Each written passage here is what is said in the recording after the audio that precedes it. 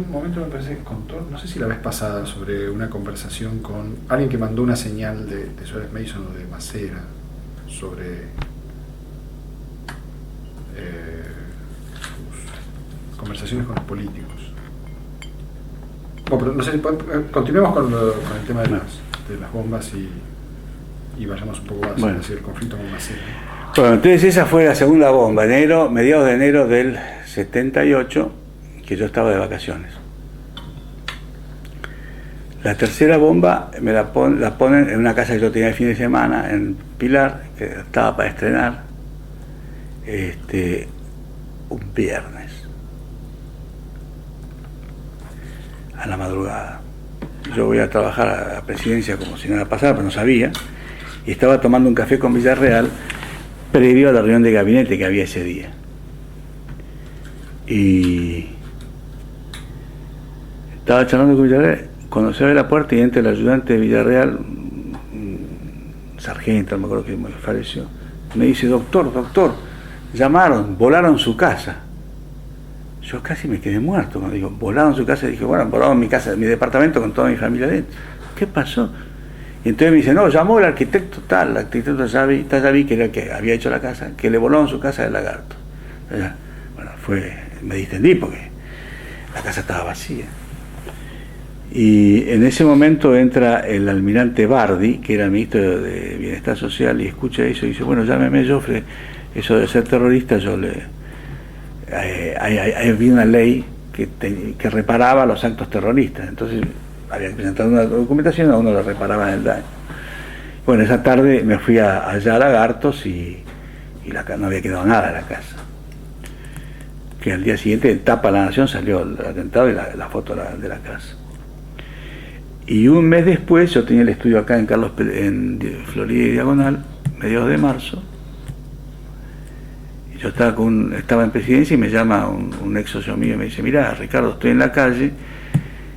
Entraba yo al estudio y había un paquete en la puerta del estudio, no había llegado nadie, yo no podía abrir porque estaba en la mano ocupada, lo empujé con el pie para meterlo adentro, se abrió y se veían chispas, salí corriendo, llamamos a la policía, está la policía ahí tratando de desarmarlo. Bueno, digo, llamame y teneme al tanto de lo que está pasando. Y abrí la puerta de la ventana de la oficina que yo tenía y al rato vi boom, la explosión. La habían bajado, no lo habían podido desarmar porque era un mecanismo de relojería sofisticado y lo habían hecho explotar acá en el medio de Florida y Diagonal. Entonces ahí yo le dije a Villarreal, hablé con él y dije, mire, yo sáquenme a airearme porque yo no me puedo bancar esta situación con mi familia, porque mi familia está aterrorizada. Yo dormía en la planta baja, daba un patio interior, un jardín, habían puesto focos que iluminaban ahí a ver si alguien saltaba y se me metía por ahí, me metía una bomba al lado de mi cama por poco. Y bueno, ahí es donde me ofrecen irme a Europa, que había un par de seminarios. Le dije, no, mire, yo a Europa no quiero ir. Le digo, porque a las 6 de la tarde, ¿qué me hago en Europa solo? Me va a agarrar una depresión. Sabía que me iba y no sabía cuándo volvía. Y le digo, no puedo estar jorobando todas las tardes a los embajadores para que me reciban en su casa a tomar café o a comer. Entonces me fui a Washington, que había un amigo mío que estaba en la misión argentina ante la OEA, en la embajada ante la OEA, y estuve ahí 60 días y después me fui, casi 90, y después me fui una semana, 10 días a New York, y después, bueno, como ya había bajado el clima, me volví a Buenos Aires. ¿Usted tenía señales de quién eran los responsables? No, yo tenía la intuición de que eran los sectores duros. Ahora, siempre que uno pensaba en eso, pensaba en Macera.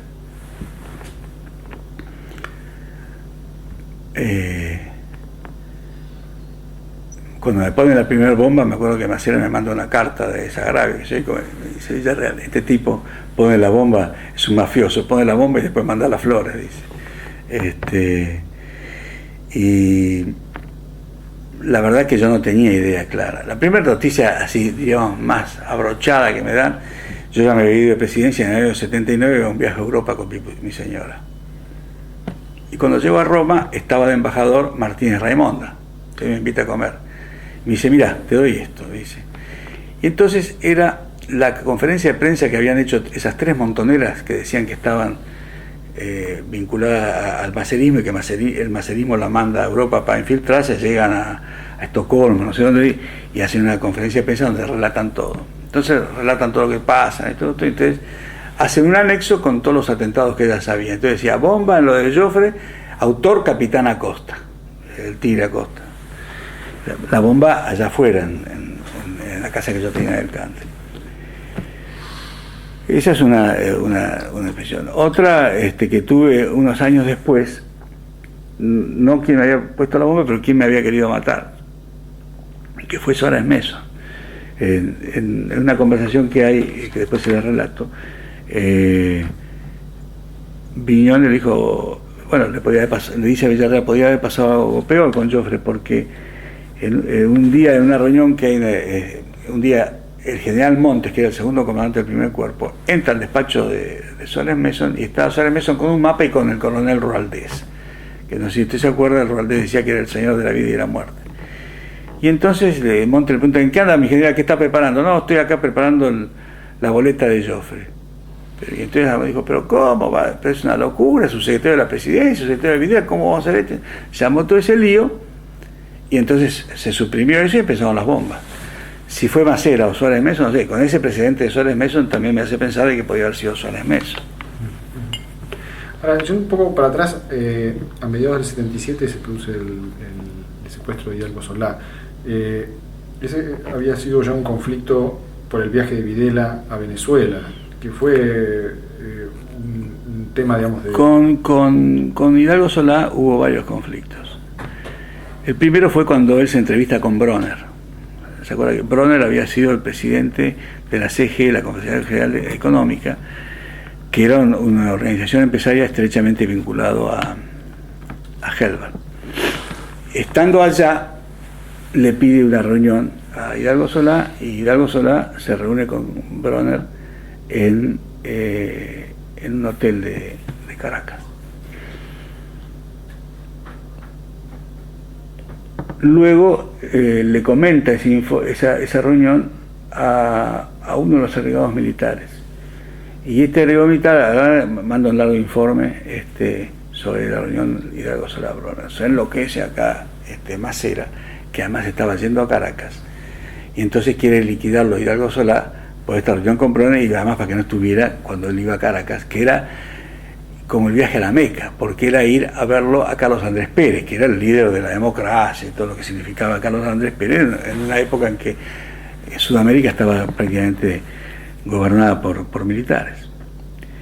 Entonces lo mandan llamar a Hidalgo Solá. Yo era muy amigo de Hidalgo Solá, como les dije, y llega un sábado o domingo, y me voy a la casa de él. Vivía a media cuadra de mi casa, voy a la casa de él, estaba solo porque la familia estaba en Venezuela, y nos ponemos a conversar. Me acuerdo que él estaba en una bata, se acababa de bañar, estaba en una bata, y se tira en un sillón, y empezamos a conversar. Y dice, él había hecho esas declaraciones que quería volver a la política, iba a volver a hacer política, y me dice, mira Ricardo, yo aguanto este episodio y después me voy a ir. Dijo, bueno, para la mano, dijo, primero tenemos que sacarlo bien este episodio. Mira, te van a pedir la renuncia, Gussetti te llamó para pedirte la renuncia. Entonces vos tenés que decirle que no vas a renunciar, porque es decir, que te permitan hablar con Videla, que fue el que te ofreció la embajada. Y Videla no te va a pedir la renuncia. Bueno, dicho y hecho, los pasos, y Videla lo llama a Gussetti y le dice, mire, el embajador Hidalgo Solá me ha dado todas las explicaciones de su reunión con Bronner, estoy satisfecho. El embajador vuelve a su destino de Caracas. Cuando daba la orden Videla, los otros, chao, la aceptaban. Lo que pasa es que a veces le costaba dar esas órdenes. Entonces Videla vuelve a Caracas, y está cuando va Macera. Esto te estoy hablando del 76. 20 días, un mes después, se produce un episodio similar con Musich, que ya se lo conté el otro día. Hacemos la misma, pero Gussetti ya ahí se había advertido de cómo era la cosa, y le dijo a Videla, o Musich o yo. No hubo posibilidad de que Musich arreglara las cosas, y Videla se lo aceptó. Y yo le hubiera dicho, mire, se va usted porque el embajador goza de mi confianza. Bueno, un día viene a Buenos Aires y Hidalgo Solá me dice, ¿y si Videla va a Caracas? y bueno, le digo, trabajá en el viaje de Videla allá. Entonces trabaja y consigue la invitación de Carlos Andrés Pérez para Videla, que se hizo el viaje marzo, abril, mayo del 77.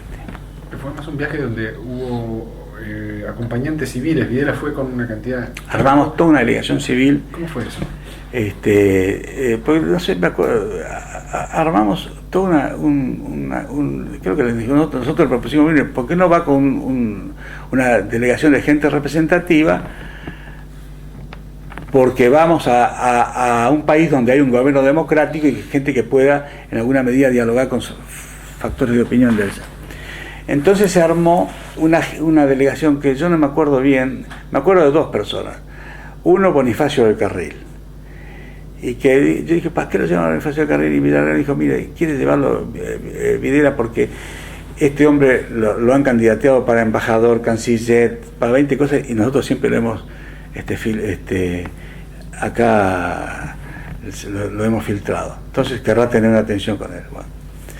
Y me acuerdo que el otro tipo que fue, para llevar a un empresario que no sea siempre del establishment, se nos ocurrió al dueño de la Serenísima, Mastelone, que era, fíjese, Mastelone era el gordo Mastelone con 30 años menos. Fue allá a Caracas y dijo alguna declaración, no me acuerdo bien, que casi nos produció un cimbronazo con Martínez Ríos. Pero bueno, fue con toda esa delegación y realmente fue un viaje exitoso, que intentaron frustrarlo hasta último momento, porque días antes del viaje está el atentado contra Guzzetti, que le pegan un tiro. Y entonces hubo una reunión de gabinete, días después, y entonces a Lara sabíamos que llevaba la postura de suspender el viaje, porque no estaba el canciller. Yo le dije a Villar, ¿qué? ¿Por eso vamos a suspender el viaje? No, va el señor Klix, que es el brigadier Klix, que es canciller interino, lo llevan de canciller interino y viaja, porque el presidente no puede suspender porque un viaje tan importante porque le hayan pegado un tiro al canciller. Bueno, fue así, y entonces fue Klix de ministro de Interior de CTV y se hizo un viaje que fue muy exitoso. Obviamente para la Marina no quería que apareciera un Videla en alguna medida respaldado por un presidente democrático como Carlos Andrés Pérez, que en ese momento tenía mucho prestigio. Bueno, eso fue un éxito de Hidalgo Solá, obviamente. Después de eso, ¿qué es lo que sucede con Hidalgo Solá? Bueno, Hidalgo Solá viene en el 77, cuando lo secuestran, hace aquellas declaraciones que las publica Somos, y que dijo, sí, yo quiero volver a la política, y a lo mejor usted quiere ser presidente, y ¿por qué no? ¿Qué político no quiere ser presidente? Los sectores duros se enloquecieron. Me acuerdo que la noche antes, yo me corrí a la casa también a tomar él vino a mi casa, estuvimos tomando un café como hasta la 1 de la mañana, yo creo que debo haber sido de los últimos que lo vio. Y me dijo, mira, yo me voy a quedar 1 mes, 2 meses más y me vengo, así ya me pongo a trabajar acá en política, en la salida política. Dice, pero si lo veo a Viola y en todo caso pido una audiencia con Videla. Bueno, está bien. Y se fue de casa como a la 1 de la mañana, y al día siguiente, a mediodía, me llama un primo de él, me dice, mira, Ricardo, lo estuvimos esperando a Héctor, que iba a estar a las 9 y son las 12 del día y no ha aparecido. ¿Cómo no ha aparecido? Bueno, ahí se armó todo y nunca más supimos nada de él. Cuando se enteran o que él desapareció, que fue secuestrado, ¿qué es lo que hace la gente de la presidencia, la Secretaría General? Bueno, era mediodía, yo me acuerdo que Villarreal levantó el teléfono y lo llamó al jefe de policía, que era el general Ojeda, y le dice, mira, está pasando otra cosa. Se va a verlo a Videla. Bueno, ya había puesto en funcionamiento a la policía. Y después a las 4 de la tarde Videla lo llamó a Sáenz Mason. Sáenz Mason dijo, ¿cómo? No me informaron antes nada. Yo creo que cara dura. Y bueno, nunca más se supo nada. Videla lo llama a Sáenz Mason porque tiene información de que es posible que Sáenz Mason... Bueno, porque no había aparecido, desde las 9 de la mañana había desaparecido y ya era muy extraño. Además, alguna idea de la molestia en algún sector de la Fuerza Armada, como a propósito de la declaración de Hidalgo Solá, sabían, te digo, a ver, con todas estas cosas si lo han secuestrado. Ahora, si Videla tenía la intuición, por lo menos si no una información firme, tenía la intuición de que Suárez Mason podía estar involucrado. No dijo que involucrado, lo llama porque era el comandante del primer cuerpo en cuyas horas se había producido hasta ese momento la desaparición de Hidalgo Solá, porque él tenía que haber estado a las 9, salió de la casa y nunca más apareció. ¿Y cuál era la hipótesis que manejaba la presidencia? O por lo menos, que había sido los militares. ¿Y qué pensaron hacer? Digamos, ¿había alguna... Nosotros no podíamos hacer nada. Si no podía hacer Videla algo, ¿qué íbamos a hacer nosotros? La idea nuestra era que había sido Macera. Yo con 2 años, después de cuando me cuentan en el año 82 el episodio mío, dije, a ver si a Suárez Mason también, si Suárez Mason no se lo cargó a Hidalgo Solá, a pesar de la buena relación que tenía, pues eran amigos. Suárez Mason y Hidalgo Solá. Sí. Nosotros, en el año 73, 76, todos los viernes nos juntábamos a tomar un café, o cada 15 días, en la casa, en el estudio de Eugenio Blanco, acá en la 9 de Julio, y Cerrito, y Perón, por ahí.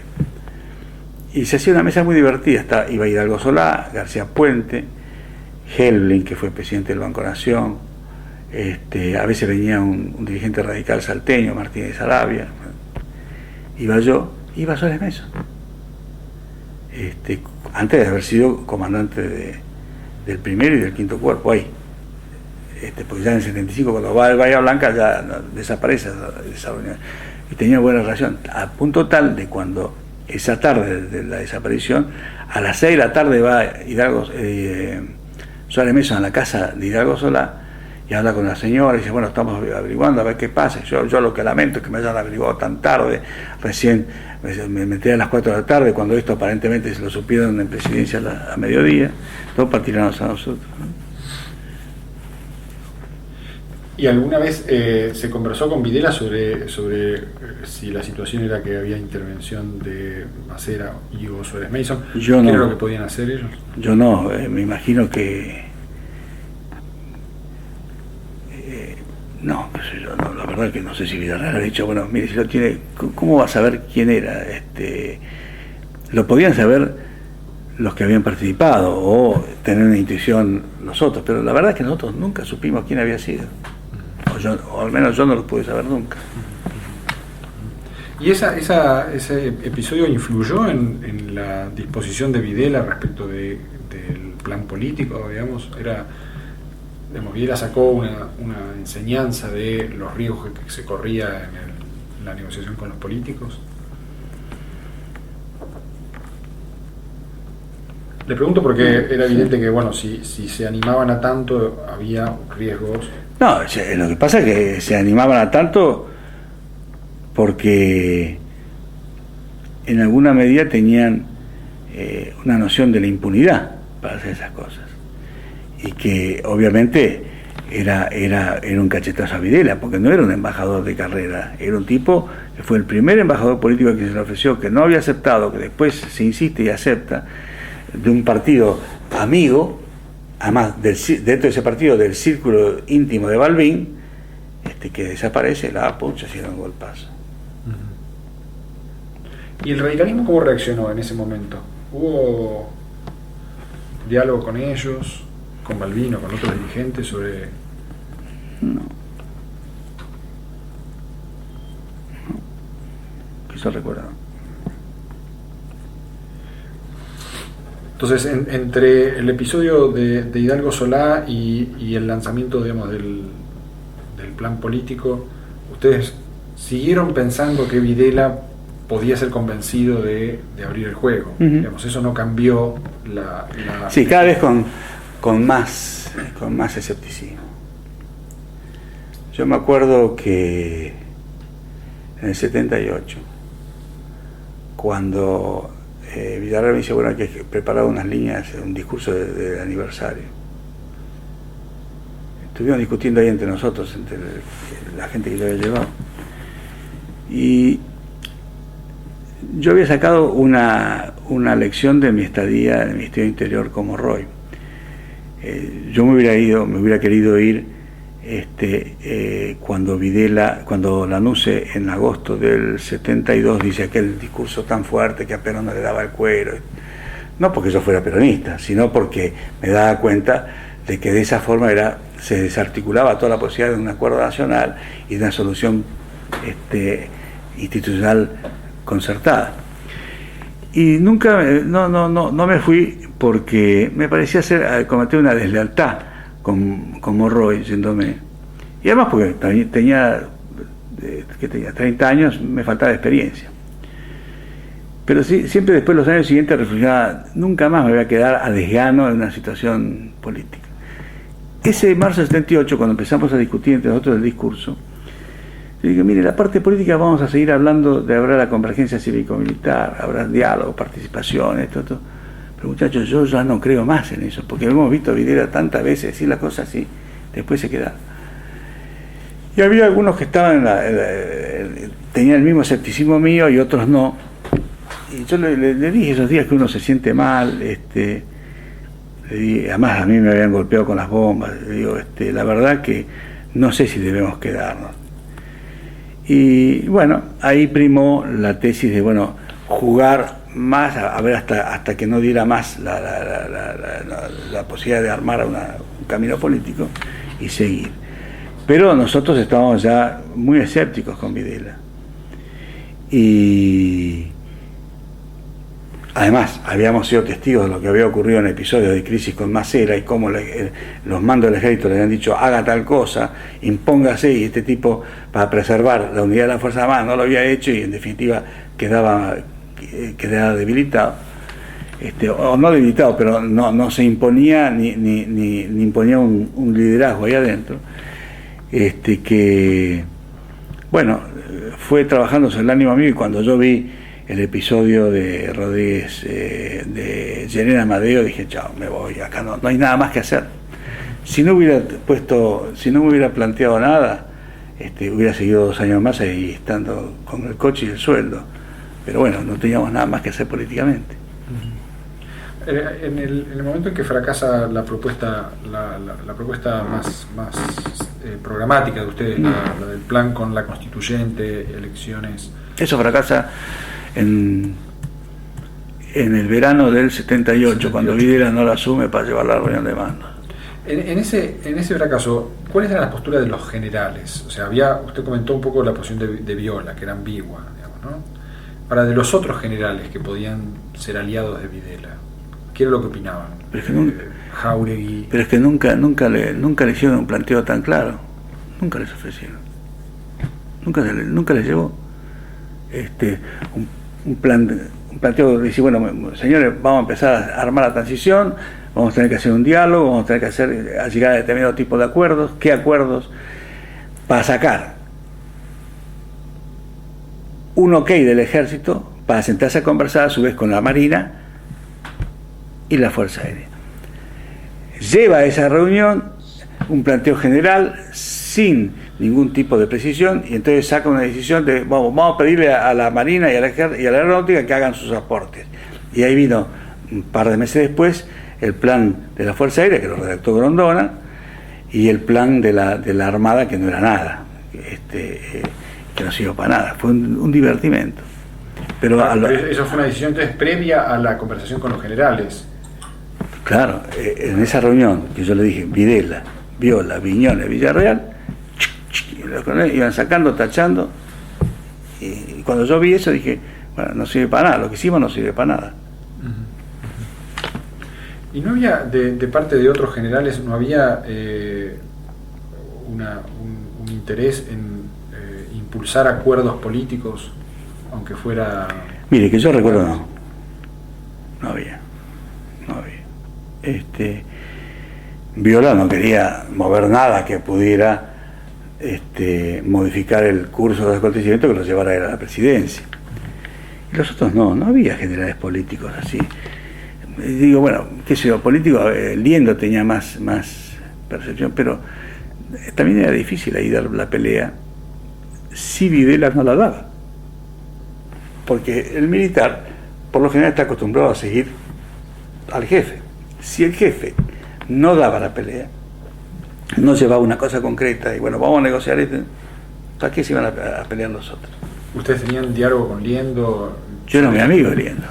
¿Y cuál era la postura de él sobre el plan de ustedes o sobre otras? Bueno, nunca lo relevamos todo porque lo teníamos en gran secreto, porque si no nos mataban. Pero era partidario de ir distendiendo y negociando un camino. Lo que pasa es que tenía bastantes problemas ya con el tema sindical como para encima meterse en los problemas políticos si Videla no tomaba la iniciativa y fijaba un camino. ¿Cuál es la postura de Menéndez? Porque da la sensación de Mason, de Suárez Mason se entiende cuál era más o menos el juego, digamos, pero Menéndez es un poco más confuso, ¿no? Porque Menéndez era, por un lado, muy duro, pero por otro lado era también político, digamos, ¿no? ¿Cuál era la posición de él? No, en términos generales él acompañaba, es decir, esos años acompañó mucho a Videla y a Viola, fundamentalmente en los planteos que había en la crisis con las otras fuerzas, porque nunca llevaron un plan concreto a la reunión de mandos. Nunca hubo un plan concreto y decir, bueno, les propongo esto, vamos a hacer esto, muy bien, yo voy a hablar con Macera, voy a hablar con Agosti. Nunca llevaron. Entonces, nunca hubo un problema de diferencias muy grandes. Los problemas giraban a veces con la política económica, o la política internacional, pero nunca hubo un plan político como a decirle, bueno, mire, vamos a hacer esto, vamos a hacer un diálogo con los partidos políticos. La única decisión política que se tomó fue el diálogo con los partidos políticos y con las diversas instituciones en el año 80, que duró todo el 80 y terminó el año y a los 3 meses entregó Videla el poder y no sirvió para nada todo eso.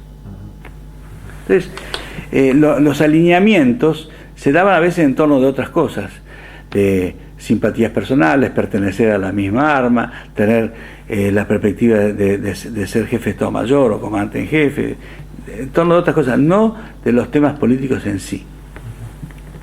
Así que finalmente, bueno, llega a octubre del 78 y es cuando ustedes presentan la renuncia. ¿Cómo fue la decisión de Villarreal de renunciar? Villarreal, me acuerdo que me había dicho, mire, si el plan político camina, yo estoy decidido incluso a pasar a retiro, si puedo ayudar a instrumentarlo, y terminar con mi carrera militar, me acuerdo. Cuando se produce esto, Villarreal también estaba muy cansado, porque trabajar con Videla no era fácil, porque había que estar empujando para sacar una decisión, era terrible. Entonces me dice, ve, Ricardo, yo ya no tengo nada más que hacer acá, y entonces él habla con Viola y habla con Videla y le dice, mire, yo ya llevo 2 años y pico de proceso, me quiero volver a la carrera militar, porque le quedaba el último año de general de brigada en el año 79, y a fines del 79 quería ascender. Entonces fuerza su salida en diciembre del 78 y consigue hacerse designar segundo comandante del primer cuerpo de ejército, que ahí ya lo habían sacado a Suárez Mason para traerlo como jefe de Estado Mayor y lo habían nombrado a Galtieri. Entonces lo ponen de segundo de Galtieri. ¿Y quién lo reemplazan? El general Crespi, que era el presidente de la CAL, no sé qué cargo tenía, que manejaba la CAL. Crespi viene de secretario general. ¿Y cuál es la idea con la que asume Crespi? No, pileta, mar tranquilo y hacer la plancha. No hicieron nada. ¿Crespi respondía a Videla, respondía a Arguindegui? No, era de la promoción 76, de la misma promoción de Videla, Villarreal, Liendo, Bussi, Saciani, de todos ellos, Viñones. Era un hombre leal a Videla, pero sin el juego político que había tenido Villarreal, por todos los cargos que había tenido Villarreal en su carrera y la vocación. Y además Crespi era, no me acuerdo de qué arma, pero era ingeniero militar, no era oficial de Estado Mayor, o sea que encima tenía una formación más cerrada. No pasó nada. Después, para la parte política, para reemplazarme a mí, lo nombraban a Moyano, a Francisco Moyano, que era embajador en Colombia, que había sido diputado nacional por el Partido Demócrata de Mendoza, de 73 y 76. Moyano no hizo nada. No pasó nada. ¿Y qué fue de su vida? ¿Qué hizo? Yo volví a mi estudio,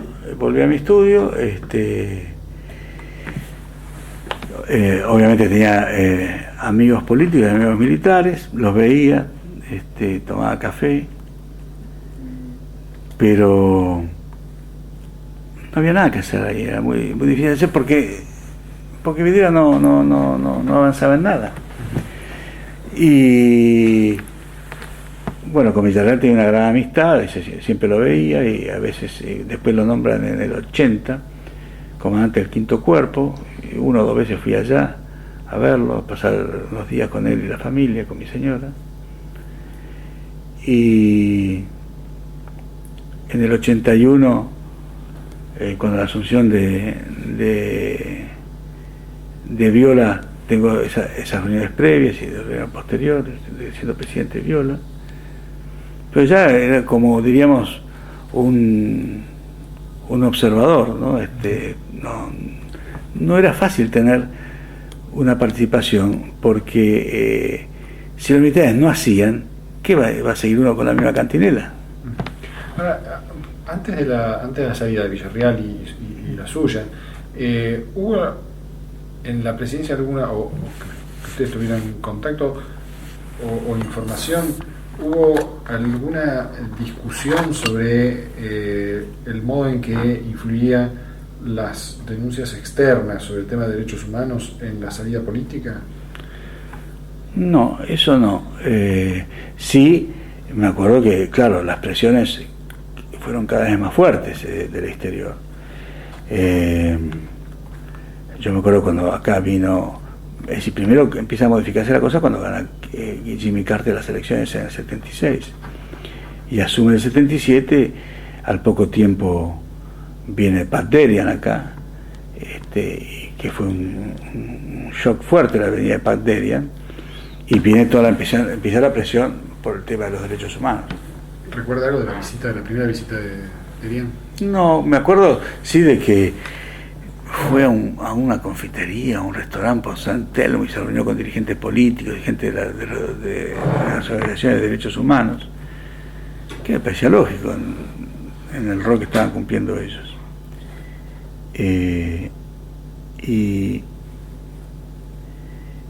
Videla viaja a Washington, si mal no recuerdo, en el 77, cuando se firma el Tratado del Canal de Panamá.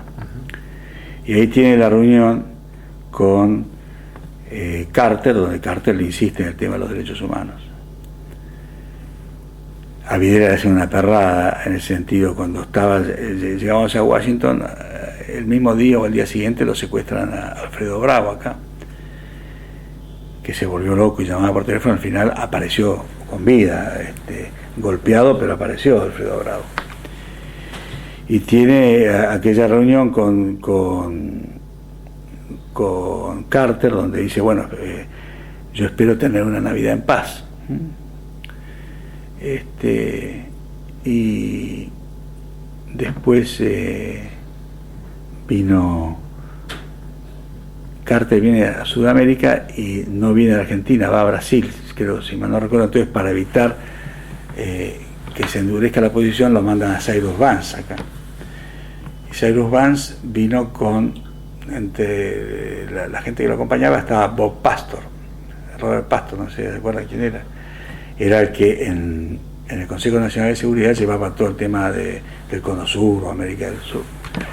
Muchacho joven que ahora, muchos años después, se casó con la hija de McNamara, que fue secretario de Defensa de Kennedy. Y era un liberal, o sea que me acuerdo que una noche comimos Bob Pastor, Mayé Gil y yo en el Plaza Hotel, una de las 2 noches que se quedó Cyrus Vance acá, y hablamos, y el tipo habló muy duramente el tema de derechos humanos, que había que corregirlo.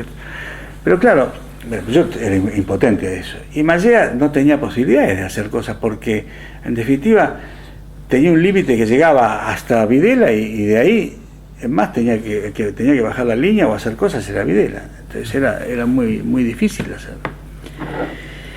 Yo me acuerdo cuando me voy a Estados Unidos, después de las bombas, voy a Washington y Bob Pastor se entera que yo estaba, y entonces me dice que me invita a tomar un café, y fui con un amigo mío que en ese entonces era la mano derecha de Orfila, que era secretario de la OEA. y voy al Consejo Nacional de Seguridad y estuvimos como 1 hora charlando, y el tipo, la preocupación siempre era derechos humanos y la posibilidad de la venida ya de la Comisión Interamericana de Derechos Humanos. Cuando Videla va a Roma para la asunción de Juan Pablo I, yo viajo, pero me voy 1 o 2 días antes y paso por Estados Unidos y hablo con Orfila. Y me dice Orfila, mire Ricardo, sería bueno que Videla hablara con Mondale, que va a ir en representación de Carter a la asunción. ¿A usted qué le parece? Me parece bárbaro. Le digo, mira, no tengo ni idea qué piensa Videla, pero me parecería bárbaro si se da esa posibilidad. Bueno, la trabaja Orfila y al final se produce la reunión. Yo creo que además ellos tenían el interés de la preocupación como tal de la Argentina y el interés ¿se acuerda el embajador de Estados Unidos en las Naciones Unidas, Andrew Young, un hombre afroasiático, que tenía interés en que en la licitación por las turbinas de Yacyretá, Alice Chalmers, que era una fábrica que creo que estaba en Georgia, él era de Georgia, pudiera hacer un par de turbinas, y tenía interés en que la Argentina le concediera parte de la licitación a Alice Chalmers. Entonces al final se produce la reunión de Mondale y Videla en Roma. Perdón, en la gestión de esa reunión, Orfila entonces trabajó con la gente del Consejo de Seguridad y con... sí, yo creo que él tiene que haber hablado con... Él en ese momento estaba en la plenitud de su poder, debe haber hablado con la Casa Blanca, con alguien para concretar esta reunión. Pero digamos, los sectores favorables a esa reunión, y hay un entendimiento para que hubiera visita de la Comisión y también que hubiera acuerdo con los créditos a Yacyretá, eran dentro de las instituciones norteamericanas, eran estos actores, digamos, había representantes de... te nombró a Young, que era... Sí, Young, yo creo que era el interés de que en la Argentina a una empresa de su estado se le diera, no sé si tendría motivaciones políticas, no, lo que no me cabe duda es que el Departamento de Estado debe haber dado luz verde a esa reunión. Porque vamos a la reunión, yo asistí a esa reunión, Videla fue con Magia Gil y yo. Magia, como había estudiado en Estados Unidos, hablaba muy bien inglés y hacía de traductor para Videla, y Mondale fue con su traductor. La reunión se hizo en la Embajada Americana en Roma. Llegamos y Mondale acababa de llegar del Vaticano, o sea que nos mete en la sala y viene y dice, mire, le pido disculpas, estaba de frac, discúlpeme 10 minutos que me voy a cambiar. Entonces nos quedamos ahí charlando nosotros y a los 10 minutos baja Mondale y empezamos la conversación, y entonces Mondale, bueno, traía esa formalidad, el saludo de Jimmy Carter, de todo otro. Y bueno, la preocupación por el tema de derechos humanos y por la venida de la Comisión Interamericana. Y Videla le dijo que sí, que la Comisión Interamericana iba a venir, que él veía que era un paso decisivo, además para nuestras propias relaciones con los partidos políticos. Yo no sé por qué condicionaba eso, porque los partidos políticos argentinos todavía no ataban tanto el tema de derechos humanos. Y yo tengo los apuntes por ahí de esa reunión. Bueno, y al final Videla vuelve y consigue que la Comisión Interamericana de Derechos Humanos viniera a la Argentina, que vino en el 79. ¿En esa reunión se discutió alguna de las condiciones con las cuales iba a producirse esa visita? No, eso no se discute ahí. Pero se discutía en ese momento bueno, se estaba discutiendo particularmente dentro del ámbito de la OEA, porque esa comisión dependía de la OEA. ¿Y cuál era la postura que llevaba el gobierno argentino al respecto? Bueno, primero de todo que la comisión tiene un manual propio, normas propias, cómo van, vienen, se reúnen, esto, lo otro, y hacen su informe, que tienen libertad total, como la tuvieron acá. Y Lo que no estaba era la decisión de dejarla venir. Que acá había sectores que no querían que viniera, obviamente. Bueno, y al final se dio el ok para que vinieran, y ellos vienen, no sé, en el año 79, septiembre, octubre, por ahí. ¿Y en la reunión esa en Roma participan otros funcionarios, además de Mondale, o Mondale estaba solo? Solo con el traductor. Porque yo tengo entendido que el Consejo de Seguridad tuvo un papel muy importante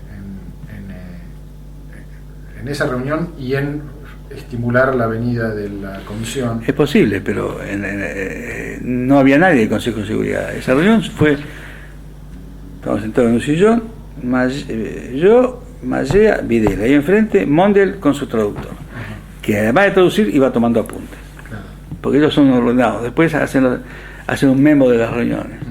Sí. Y una de las cosas que preocupaban al Consejo de Seguridad era que la visita de la comisión tuviera ciertas garantías, ¿no? O sea, había una preocupación sobre no afectar al gobierno argentino, digamos, ¿no? O sea, bueno, ellos obviamente no iban a querer desestabilizarlo, y menos desestabilizarlo a Videla a favor de los duros.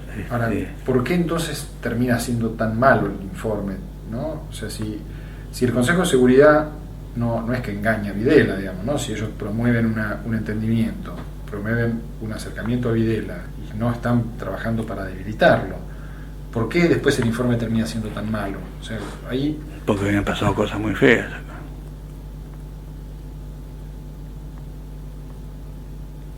La verdad que yo sinceramente ni me acuerdo cómo fue el informe. Me acuerdo que el informe se reunía acá en la Avenida de Mayo, en la OEA, había colas de gente para ir a hacer comunicaciones de la gente, de esos desaparecidos, esto y lo otro. Y yo estuve con uno de los que vino, un costarricense, no me acuerdo bien cómo se llamaba, que un amigo mío Romero Feris, había sido embajador en Costa Rica. Entonces lo invitó a comer a su casa y estuve yo en esa comida, y había había otra gente de algún partido político seguramente. Y bueno, ellos estuvieron acá no sé, varias semanas, o no sé, 15 días, vieron a quien quisieron, visitaron después los lugares donde habían habido detenidos y esas cosas. Creo que viajaban al interior también, varios de ellos. Y bueno, produjeron un informe sobre lo que había ocurrido. Yo creo que no tenía, el gobierno norteamericano obviamente no tenía la más mínima intención de producirle un golpe eso a Videla. Yo creo que ellos pensaban también de que eso iba a servir para moderar a ciertos sectores, para decir, bueno, basta, hay que acabar con estas cosas, y a lo mejor facilitar eso, que empezara a distenderse la situación política. Pero sí, fue duro el informe. Claro, da la sensación de que si bien ellos pensaban que con eso disciplinaban a los duros, por decirlo así, al hacer un informe que no solamente relataba con más detalles, ¿no? O sea, ofrecía una cantidad de información y reclamaba investigación, en realidad estaba generando un problema mucho más grave, ¿no? Y ahí hay la duda va por el lado de si eso fue una cosa que no previeron, o fue parte de un error del gobierno norteamericano, en particular de Mondale y del Consejo de Seguridad, que forzaron una situación que después no pudieron manejar. Mire, dentro de la política de derechos humanos de Carter, que tenía a veces sus limitaciones, porque a algunos países no le pedía tanto como pedía a otros, me pareció lógico lo que hicieron. No sé, ya no recuerdo en detalle si pensaron en no desestabilizarlo tanto a Videla, pero la cuestión es que Videla superó el episodio, ¿no es cierto? Pero el gobierno ya quedó muy, muy golpeado. Usted dijo algo sobre que Videla estaba preocupado por los partidos, por lo que los partidos podían... En esa reunión con Mondale dijo, sí, yo no sé por qué decía todo el tiempo, sí, no, a nosotros nos interesa por la vinculación con los partidos políticos. No sé, estaría pensando en algún momento que iba a tener que avanzar con ellos en algo, pero la verdad es que no avanzó nada. pero él tenía percepción de que resolver el tema de derechos humanos implicaba un problema con los partidos. Yo pienso que él sabría que, lo intuía que acá habían pasado muchas cosas y que eso, algo había que hacer para que no se les volviera en contra de ellos. Presumo, porque yo nunca lo hablé, pero el hecho fue que eso lo dijo ahí en esa reunión con Mondale, y si quisieron hacer algo, la verdad es que no hicieron nada. Lo que hicieron fue no hacer nada y mire cómo terminaron. Claro, no, pero me llama la atención esta opinión de Videla, porque en realidad los partidos durante la visita de la comisión no tuvieron una opinión crítica. No, el Partido Justicialista sí. El Partido Justicialista sacó un comunicado muy duro firmado por Vittel y Arminio Iglesias. Sí. Muy duro. Claro, pero más, digamos, salvo y Alfonsín que dijo algo, digamos, pero el resto de la dirigencia política se mostró en general bastante cauta, digamos, ¿no? En algunos casos. Bueno, digamos, para terminar, durante el gobierno entonces de Videla, usted no volvió a tener relación con la gestión. Ninguna. Y en el diálogo político tampoco. ¿En el 80? O sea, eso pasó sin pena ni gloria. No pasó nada. No ocurrió nada. No, fue un divertimento de Aguiley. Ahora, cuando Liendo con Viola llega al Ministerio del Interior, sí hay un intento de aproximación a la dirigencia política, y ahí no a la multipartidaria, a los que eventualmente, a los partidos provinciales con los que eventualmente hubieran querido armar un MON. Pero si lo hubieran querido armar, tendría que haberlo empezado a hacer 4 años antes. No hay. Ahí estaba la multipartidaria. Se constituyó al poquito tiempo de asumir Viola, 2 meses, 3 meses después. Claro, usted contó ese encuentro con Viola y que él no entendía la multipartidaria, digamos. Ese problema también involucraba a Liendo. No, con Liendo, yo con Liendo no hablé eso. Yo me acuerdo con Liendo, con Liendo hacía tiempo que no lo veía, y un día me invitó a tomar algo. Estaba en el Estado Mayor Conjunto.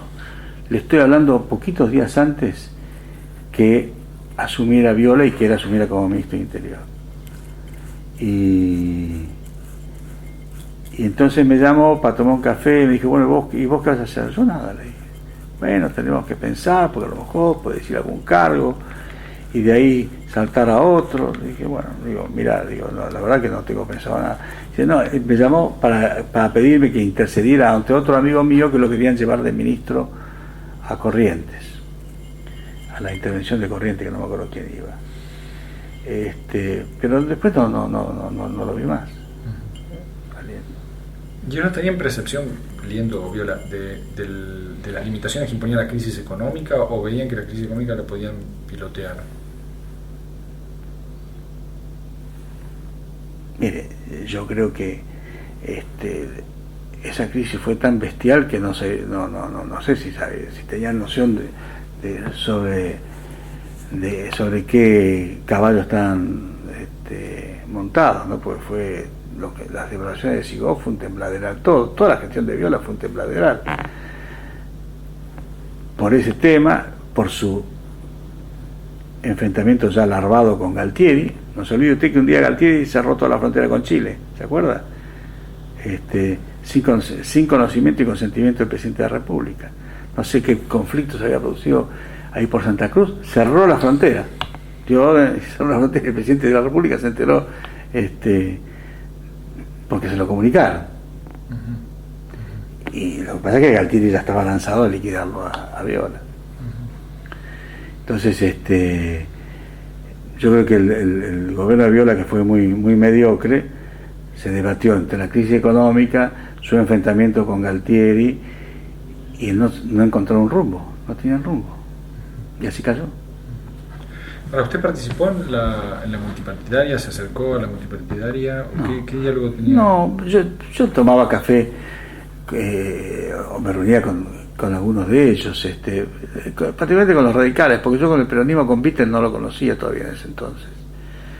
Bittel recién lo traté un par de veces, lo invité a comer a mi casa un día que cuando vino Orfila acá en el año 82, un mes antes de la invasión de Malvinas. Y Angelos, que era asesor de la OEA y muy amigo de Orfila, me dice, mira, Orfila tendría que reunirse con políticos, ¿qué te parece? Y bueno, hagamos una reunión con la multipartidaria. Y bueno, hagamos una comida. ¿Y dónde la hacemos? No sé, digo, y en tu casa, yo no tengo ningún problema. Entonces comieron en casa una noche Orfila, Frondizi, Frigerio, Bittel, fue Contín, que era el presidente del radicalismo porque había fallecido Balbín. Bueno, ahí lo conocí a Bittel. Pero sí, en ese entonces tenía esa actividad, digamos, social, cafetera, y de un observador que conocía las fuerzas de adentro, entonces podía en alguna medida tener conocía por lo que haberlo vivido y porque tenía amigos adentro que me contaban, entonces podía tener alguna capacidad de previsión. Usted dijo que la multipartidaria estaba ahí para ayudar a Viola, ¿no? O sea, estaba para colaborar en el armado de una solución institucional, en el armado de un camino. Y obviamente veía con simpatía a Viola, porque Viola siempre había sido caracterizado como un general democrático. Ahora, de todas formas, la multipartidaria públicamente tenía un discurso bastante crítico, sobre todo en el terreno económico. ¿No? ¿Cómo influía eso en las posibilidades, digamos, de dialogar con Viola? O sea, Viola...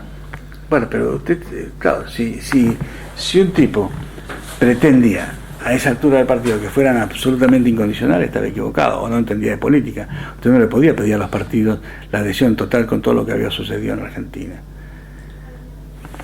porque además los partidos, si se estaban preparando para negociaciones, que iba a haber posturas encontradas en las cuales iba a haber que lograr el punto de encuentro.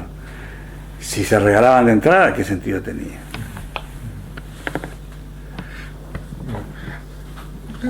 Contó una anécdota interesante sobre el periodo post-Malvinas, ¿no? Porque pasemos, digamos, directamente a la etapa de Malvinas. No sé si tiene algún interés usted, si quiere contar algo en particular, pero si no... ¿Otro día puede ser, no? Sí. Vamos, 2 minutos más. Yo para hacer la pregunta para acordarme, aunque sea, sobre el Malvinas, yo le puedo contar de Malvinas. Bueno,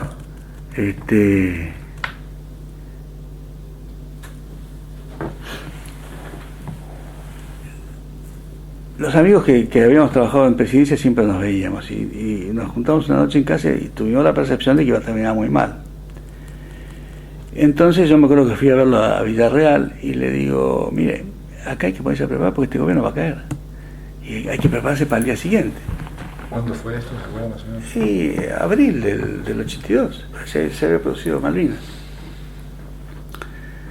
Entonces un amigo mío me dice, ¿por qué no hablas con Viola? Le digo, ¿pero y Viola qué? Si esa Viola no corta ni pincha. No, habla con Viola, siempre alguna impresión.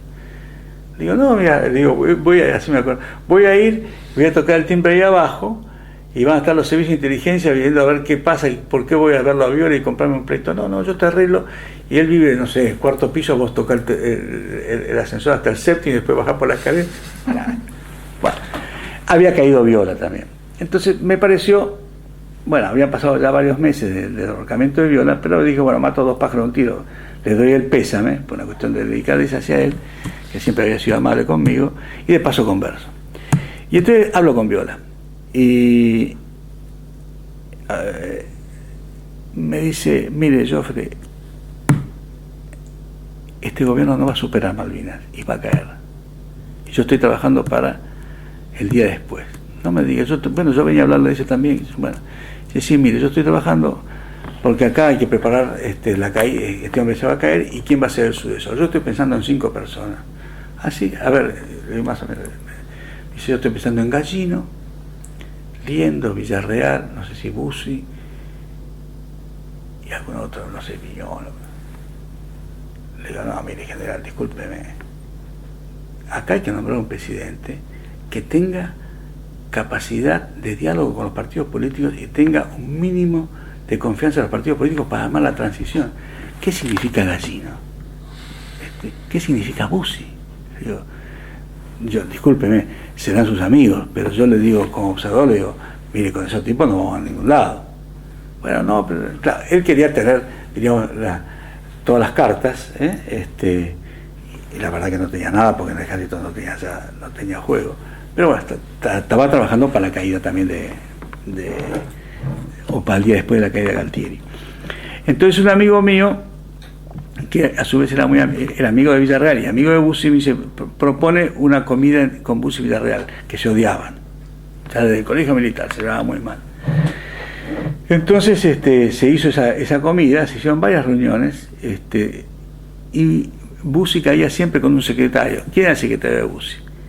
El general Viñones. Así, oficial de secretario, era lamentable. Entonces discutían Villarreal, Bussi, vas al dueño de casa, y Viñones ahí siempre calladito, pechugando. Nunca se llegó a ninguna cosa. No, a su vez por nosotros habíamos establecido una mesa de conversación que iba Frigerio, Pugliese y Cafiero. Se hacían reuniones, Villarreal también a veces iba, y bueno, después voy a contar la anécdota esa seguramente la de Rosario. Cae Galtieri, lo nombra a Viñones, y el general Nicolaides, que es el que lo pone a Viñones esa noche, le prohíbe que lo vea Bussi. Y este hombre, pues Viñones, pobrecito, que hacía de secretario, y habían puesto una oficina juntos, Viñones y Bussi, los dejó de ver totalmente. Estuvo un mes y pico sin verlo a Bussi.